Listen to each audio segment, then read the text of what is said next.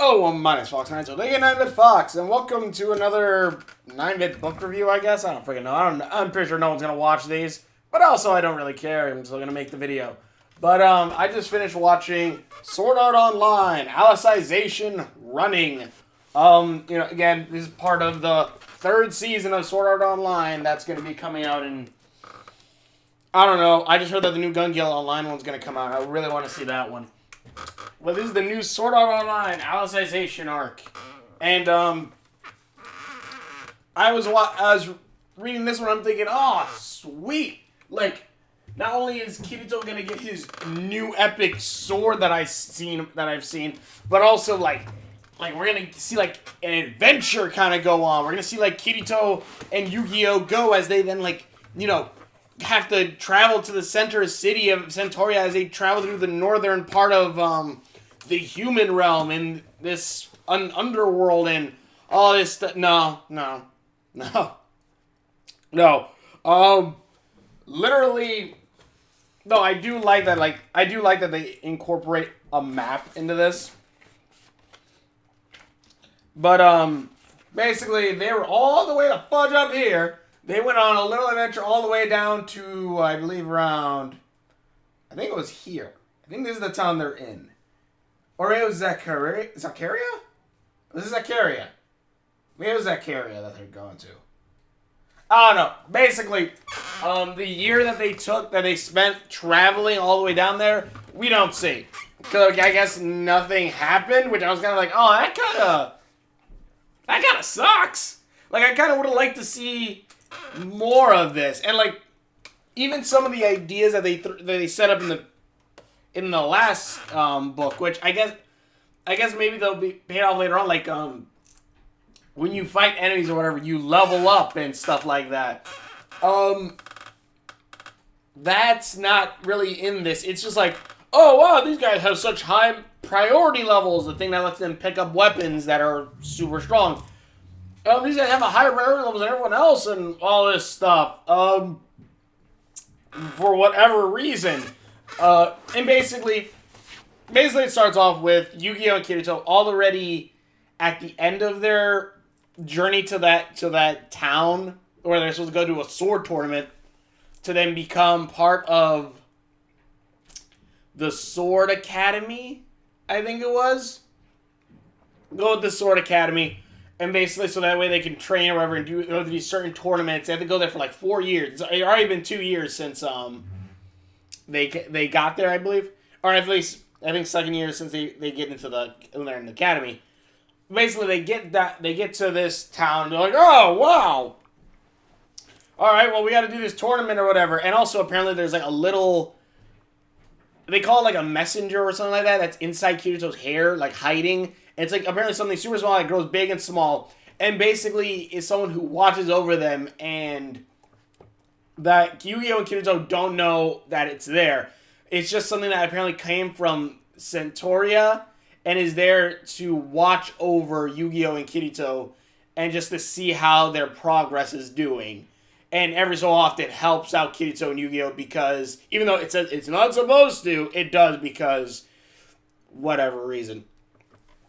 And watching this, reading this, it's like, okay, it's alright, but it's just like, oh, they go through this tournament, there's this one guy who's like, oh, they're for whatever reason, there are rich nobles in the underworld. Why are there rich nobles? Because this book even later goes into the whole bits of like, I guess how this started, but like, I don't really understand how this exactly worked. Why there are rich nobles, no idea. So apparently you can try to kill people in this world, but it has to be indirectly. Like, oh, like they use the book. Oh, I put a parasite on a horse that makes horses go crazy and could kill some people. But I am not at fault because I just let a little bug go and it just so happened to land on a horse. So long as it's indirect, you can kill people in this world. And again, how they're nobles, I'm not really sure since apparently everything has to be divided up between each other basically evenly. Like, no one can die, no one can hoard stuff. It has to be evenly distributed because this world runs on a system where everything is basically balanced. Like, you can't grow, let's say, there's like, you can only grow 10 crops in a field. That's all you can grow. You can't grow any more than 10 crops, whether you plant more or not. And basically, most of this book is just Kirito and Yu-Gi-Oh go to this tournament. They win the tournament, and that lets them become students in the Sword Academy. And the next is that they're the first year Sword Academy, and both of them are being trained by the top students that are about to graduate. And like you see the one girl here, and that's Kirito's trainer, and she specializes apparently in a whip and a dagger, but she doesn't use them in the book. She only is told, well, she does use her whip at one point, but that's about it. Because apparently something about her family was excommunicated, and now it's slowly coming back, and it's just like, okay. I don't know if that's going to pay off later on. Who knows? But, yeah, and and basically just to sum up the story, Kirito goes academy, he gets mud, he finally, after a year of training or whatever, he finally gets his black wooden sword.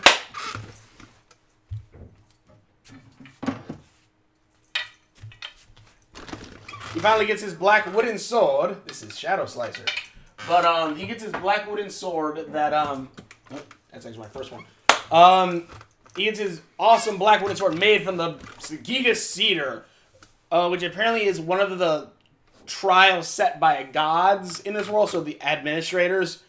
And the sword is super strong and powerful, and apparently there's some mystical powers from it, and it's even like 1 point higher priority than the Blue Rose sword.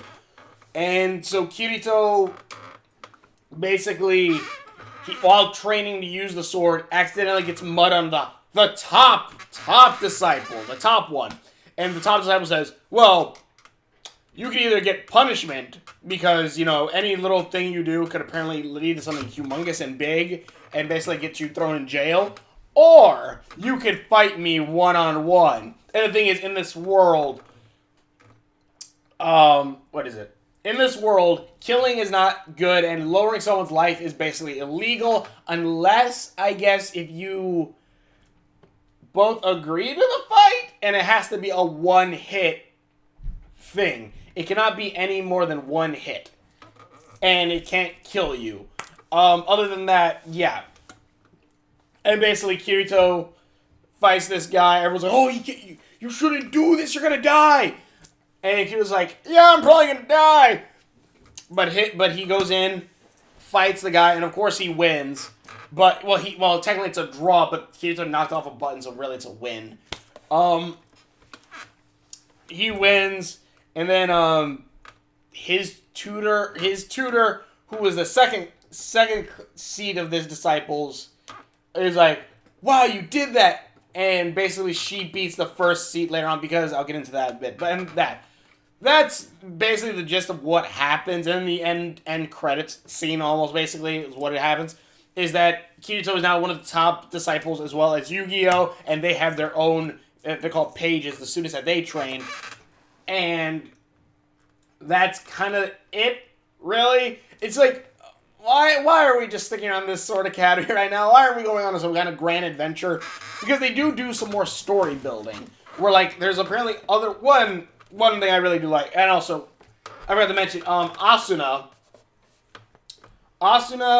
oh, wait, I didn't talk about that on here, did I? Yeah, right. Asuna, Lifa, Sinon, and Yui, this is before the, Kirito stuff starts, they're like, they think some foul play, because it turns out Kirito wasn't taken to the hospital that he said he was taken to, but apparently he was taken to some kind of university to get special treatment for brain damage, because they say that they brought Kirito back, but, well, I actually didn't say yet, but later on, basically, it turns out that Kirito is brought back, but he might actually have some brain damage, because he was dead for, like, 10 minutes, and so we might have permanent brain damage.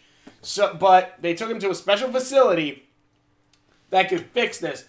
Asuna and Sino and everyone, they weren't told any of this yet. And they're like, whoa, how are we going to find Kirito? And so they have no idea where Kirito is, but they have an idea that maybe Wrath has something to do with it, which Wrath is apparently a turtle pig from Alice in Wonderland. And the thing is, this is the part where it gets insanely, stupidly funny, and I always, to me, I read this and I'm like, really? Because this is a super secret organization that's doing some kind of top secret crap. Who knows? It's apparently government funded. And they go through, like, they hack into the government with Yui and try to find different things that are based around VR systems and stuff like that in for whatever it is, the VR systems and stuff like that in the government, so that way, you know, they can track down who's who. Like, oh, maybe it's one of these governments that took maybe Wrath is one of these things, but they can't find Wrath in any documents. They can't find anything else, but they do find out something about this underwater thing, this water base that the government built that's supposed to send out drones that go down and, like, into the ocean and, like, find fuel and resources and bring it back up. And it's like, why did that come up for VR stuff? And they bring up, and apparently this was all, like, news and everything. Like, this is on the news. And Yui brings up a 3D image of it, and it looks like a pyramid, it says in the book. It's like a pyramid, but, like, wait. Don't those, like, things on the side of this moving water, it's like a pyramid on the water. Doesn't those things on the side of the moving pyramid kind of look like flippers? And doesn't the big pyramid thing kind of resemble a shell? No, wait. The front of it, doesn't that look like a head? But the front part's kind of flat and pushed in like a pig. It's like a pig turtle. A turtle pig. It's Wrath! I'm just like, oh my god, the secret organization literally built their super secret base on the water to look like a turtle pig. Does anyone else see how stupidly campy that is? It's kind of amazing. But if, let's say, Justice League or superhero comics in general, you have a skull head that for the space of evil villains or crap like that, it's like, alright, the League of Villains or whatever, it's like, alright, League of Evil, whatever. It's like, alright, yeah, comic books, that takes word. But in a story where none of that has ever been, when things have never been done like that, where something this campy just pops out of nowhere, that, like, this government place that is trying to hide their existence, because they are trying to hide it, they do say that, and, like, it's super secret, they take all these precautions to make sure no one finds out who they are, yet they name themselves Wrath. That's their public name that they give to Kirito, who's under no obligation to hide that name or anything that he says about it, hides that name, and then builds their friggin' base around that said name. That's so goddamn stupid, it's amazing. Like, it's like, how did no one else find this? I guess no one's really looking, but still, how the fuck did you not expect someone not to find this when they know what the name of Wrath? And then, again, this is not like it's like a hidden base that, like, no one knows about. No. This was publicly said. They say they find this on the news, that it's public knowledge of this ship that went out, that was set out. It was like a whole news coverage and everything. And I'm just like, wow, you're stupid. Wow, you're stupid. Stupider. Asuna actually gets onto Wrath by contacting, I guess this lady was one of the people who helped keep KAYABA, the guy who made Sword Art Online, keep KAYABA alive while he went full dive into Aincrad. And apparently, like, those people had bombs, who were taking care of had bombs inside their chests. But it turns out that she knew that she wouldn't be killed by a KAYABA because KAYABA would never kill her. So she she basically helped KAYABA knowingly and used that as an excuse not to go to jail. And so she's been like, oh my god, I shouldn't have done this entire time, but it doesn't really matter. But Asuna basically contacts her, and they hack the American credentials of this other girl that basically is the KAYABA's helper's assistant. And basically put Asuna with like a blonde wig and some sunglasses on. And they basically, because this girl, the KAYABA's assistant, was asked to join Wrath. They use that, get on the ship, they go through multiple checkpoints, and then Asuna goes, "Ha ha! I'm Asuna! Where is my lover?" And I'm just like, okay. Honestly, wait, where is it in the book? It's a page. Oh, right here. Nope, that's not it. But basically, Asuna just goes like, but the thing is, like, the reveal I thought was kind of, oh, this right here. Like, this is the reveal of Asuna hidden, and like, all I'm thinking when I watch it, like, is that female Kirito? like femme Kirito? Like, I couldn't tell who the fudge that was, because I'm like, ah, and it's like, oh, it's you, Asuna. I'm like, oh, it's Asuna. I'm like, okay, wow, I did not, like, here I could get it's Asuna, but yeah, like, but yeah, but basically it turns out that this guy's the super secret guy. This is the guy who got Kirito into the Gun Gale crud, and he's part of this, he's part of it, and they're all, and what is it, this is Asuna, that's the helper, KAYABA helper. Yeah, it's Kirito, there's Monkman. Oh, sweet, I didn't even notice that. I just finished reading the book, and that's the people that she lives with. But basically, the people that they train, that Yu-Gi-Oh! And Kirito train. But basically, they first explain that, basically after the whole, oh my god, Asuna, you're here, oh, well, basically they explain that they took Kirito quickly because again, brain damage, but it turns out that using flux lights, or the Alicization, whatever, the flux lights, the machine that they use, which is like super huge, it's like a super huge like machine, like, think back when, like, people said, like when computers were first invented, like, that kind of big.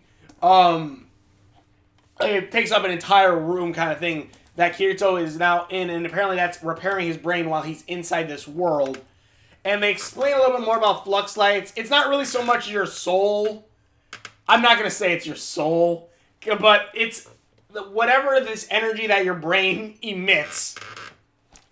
Because apparently, at least how I see soul is, it's an energy source. Yeah, but in this, it's like, oh yeah, your flux lights, if your flux lights still have I guess 150 years on it for whatever reason, and apparently they can use the flux lights, with the longer you stay in the Alicization world, you lose flux lights. So like, let's say if they sped up Kirito's mind and went brrrr, for like 100 years, Kirito would be dead.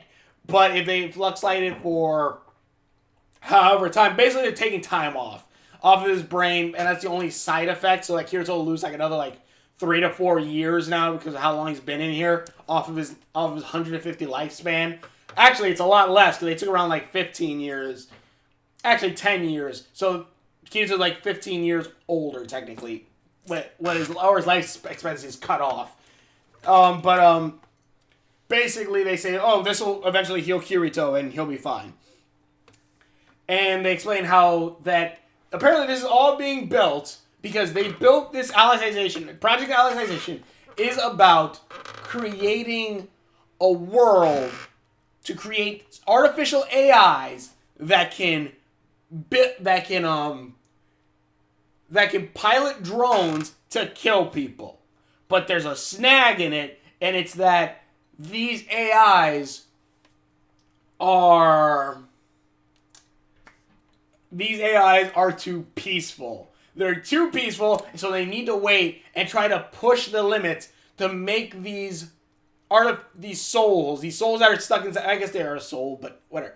They make these souls inside these computer, make these souls kill. We need to have them just break one rule, and if we can, or break these rules, and if they can do that, they can become these AIs that they need to kill more people. That they can just copy and paste that one soul 100, if not thousands of times, and put that in a drone, to pilot a drone to kill people.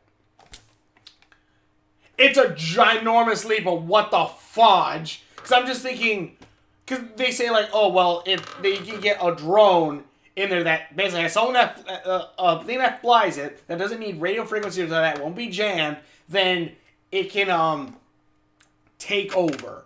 Not take over, it can kill these things. And the whole thing is that they need artificial human souls in there, or souls in there, because they can't just like put a murderer's consciousness in there, because then it'll kill everything, or can't just put the idea to kill everyone. No, they need someone, a mental thing inside here to do it. And they can't use other people's soul. They can't use like someone like, let's say they copy like that dude I showed you. They copied his brain and put that into a flux-like cube or whatever, however it's stored. And apparently it went crazy, like, I'm the real me! I'm the real Scooby! Dead. It blows up. And apparently that's happened all the time. So they need a flux light that is born into this world and slowly grows. And I'm just thinking, you know, if you're going to have it to where this soul is just trapped inside this machine, if this thing only sees through cameras and stuff like that, I feel like this thing's probably going to die. I feel like this... And also that actually, another thing that's actually broken with this, and I'll bring that up in a second, but, that like, yeah, like, I guess they could try having it where it's a virtual world inside the thing, and it's like, you know, they control a conflict, but they're still stuck inside this machine, inside this cockpit, or inside this machine controlling only the machine. I'm just thinking like, you know, if it's still like a quote-unquote working soul or human brain or whatnot, it's still gonna go crazy and kill people. It's still gonna do that because it's not gonna want to be trapped in this. And I just thought about something else. Apparently, again, you can't kill in this world. You can't kill in this world. It's against the rules. And again, all flux lights or all souls in this world, in this thing, I'm just going to call flux lights, all because that's what they call them. All flux lights in this world are the same, or multiples. They say to newborn babies, copied their souls 1,000 times, whatever, to fill up this world. But you have things like killing goblins that apparently have flux lights in them, that still have human souls in them. And you have like the Integrity Knights flying dragons going to kill other people and stuff. And I'm just thinking now I'm thinking out like, wow, you literally have what you need. You literally just need to put that bad guys are goblins, and this drone is the dragon, and you're flying the dragon. You're the Integrity Knights who fly these dragons who kill these goblins and demons and stuff.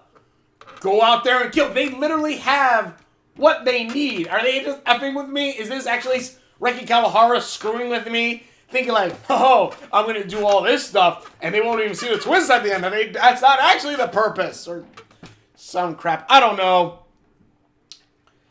But yeah, that's a weird, like, really? That's where you want to go with this? It's a weapons thing? Really? Okay. I guess. I'm sure you could find some. I don't know. It's so goddamn stupid. And that part is stupid. There are some cool ideas in this though. Like Kirito says that like this world isn't really based on a system. It kind of is based on the cardinal system that is used for Aincrad, but it's actually slightly different, where your consciousness could actually kind of make things a reality.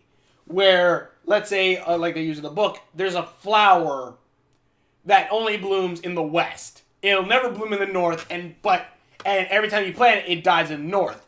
But it turns out that's the only reason is because everyone believes that. But Kirito focusing on that flower and focusing on it hard over like a year or so, eventually it actually starts to bloom.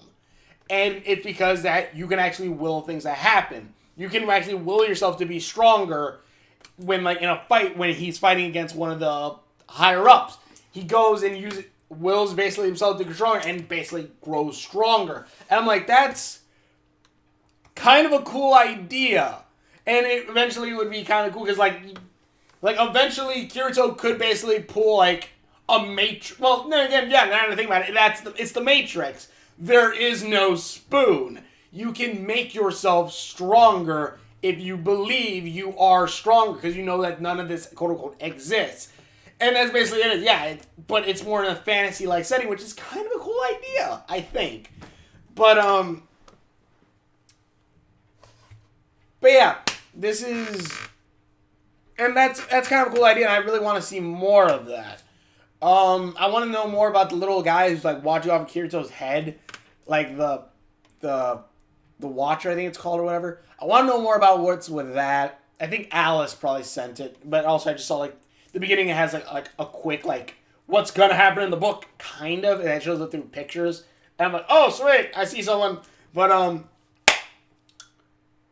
yeah, other than the ridiculousness of this super secret organization named Wrath, literally built their secret base named Wrath, and the stupid idea of, oh, we need a human soul to pilot these drones. It's just like, no, that's the logic of, that's so much jumping over logic hoops that it's freaking ridiculous. Like, trying to figure out a reason for this world to exist, this Alicization world to exist. And especially since, again, you had, like, Kirito straight up says that the goblins have souls, that they are the same souls as the souls of the humans. Why on earth don't they have it to where they just say, okay, those are goblins, kill them, is beyond me. Like, I don't think it'd be that hard to do that. I don't know, and again, they basically have drones, because the freaking Integrity Knights, the knights that are the highest and strongest of the world, ride on goddamn dragons over countries and bomb them with fire. Come on! You literally have a drone.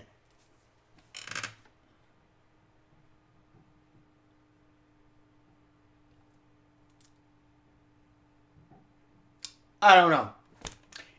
But then again, also, like, these spoilers, like, you see a character in here who apparently, because apparently Alice, because she broke the law or whatever, the Wrath wanted to find her, but it turns out she's cloaked or hidden for whatever reason. Even though the council or everyone in this can't kill other humans. So the question is, like, what happened to Alice? And it turns out something does happen to her. Kind of. Because apparently, when you become an Integrity Knight, something happens to you. It's hinted at. I don't know what it is yet, but yeah, so it's just like, okay, great. I don't know.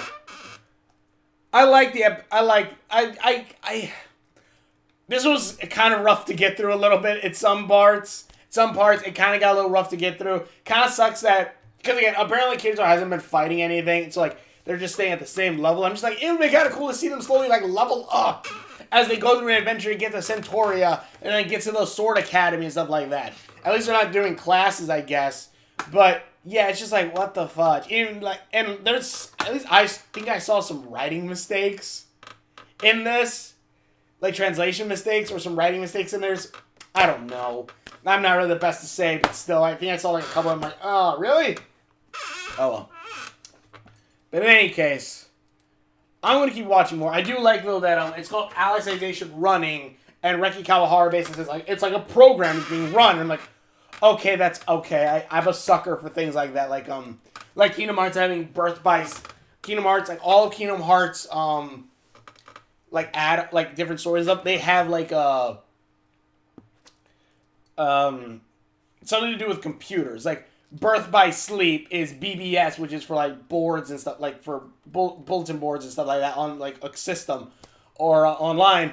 And, like, COM, basically, or, like, we put for, like, reply, but, like, a lot of them are, like, remix for all the Kingdom Hearts stuff. I like something that's like, oh, it's a hint at something else that's kind of connected to the story, which it kind of is in Kingdom Hearts, since apparently I think a lot of this is probably going to be happening in, like, a computer or something. I don't know. Tell me what you guys in the comments below. Thank you all so much for watching. My name is Fox9 until I'm Fox. I laughed so goddamn hard at that Wrath part. I'm not lying. But thanks for watching my videos. Tell me what you guys in the comments below, and we will see you later. Yep, this is my first blade that started it all. Well, at least in this life.